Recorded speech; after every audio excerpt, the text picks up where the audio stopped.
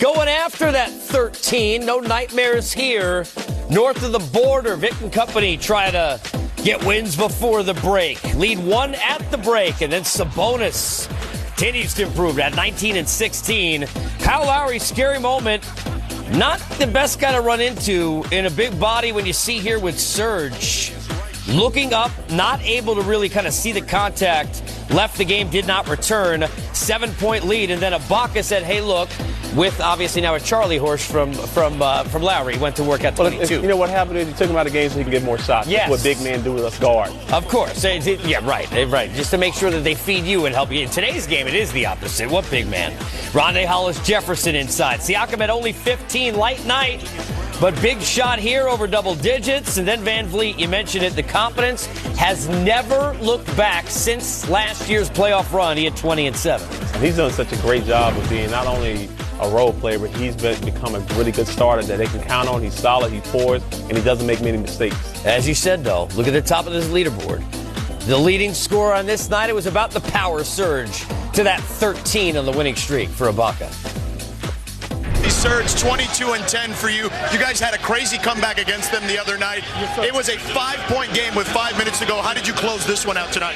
We just focus, and we just focus on trying to do our job. We know they're a good team, and we know already it's gonna be easier. But we keep sticking together and keep working. You guys have now won 13 straight. You have the third best record since the streak has started. You're the defending champs. What kind of statement are you guys making? Oh man, you know what? We just try to be us, man. We know there's a lot of talk out there, but we just focus on us and we try to do our job. Speaking of focusing on yourself, we had a picture earlier of you walking in with your big scarf, and we talked to Fred Van Vliet. He says, you're the guy with the most drip on the roster. He says you got the most money. What do you say about that, about trying to outdo your teammates? I think I don't do drip or money or fashion. I do arts. So me, it's about arts. That's it. All right, fair enough. Congratulations, sir. Thank you.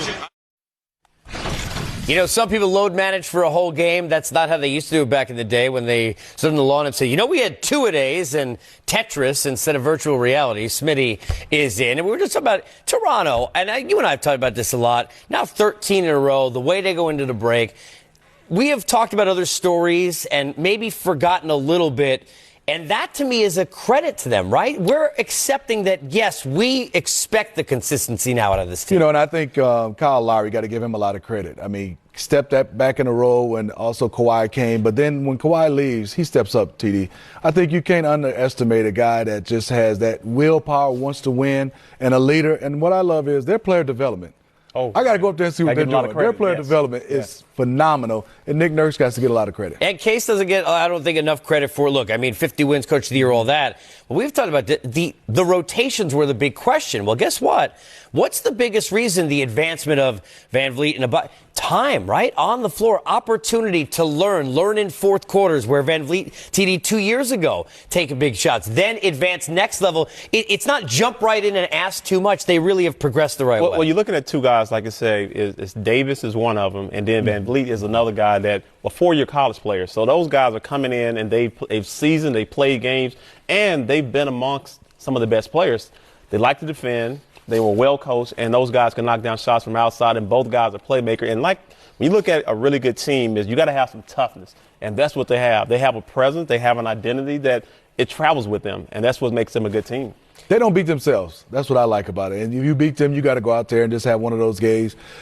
Tony, I watch them and I go, God, they make the right basketball play. Might not go in, but you're saying that's the right pass, that's the right cut, and they look like they generally like each other. And some of these teams I watch, I come out, Tony, the guys don't shake hands. They just sit there, and I go, there's some things going wrong there. Right. They like each other. They don't mind who gets to shine. And I think Philly, it's a culture. We'll get to them later. Go ahead, I think it's a great culture where you have guys that love communicating and they like being around each other. You like to say, some of these teams look like expansion teams. Like none of these guys want to be on the court together. They're looking for contract. But this team has solidified that, we are a championship caliber team. And although they lost a real big piece in Kawhi, those guys are still stepped up. And you can see from the role players, as soon as one player goes down, it's the next man up. And there's, in addition to the trust, look, it's one thing to say you should accept your role no matter what. We understand that, right? But we're living in a time period, Smitty, where effort is now a skill in some ways in this sport, unfortunately.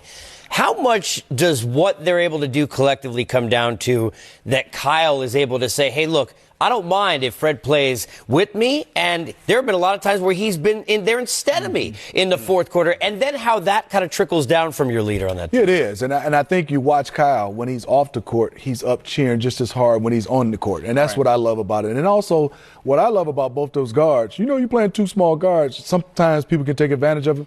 People don't even go try to post them. They don't even go try to post them because those two guys, you know this, Tony, you're one of those guards that you just ain't going to get it easy. We're going to fight you.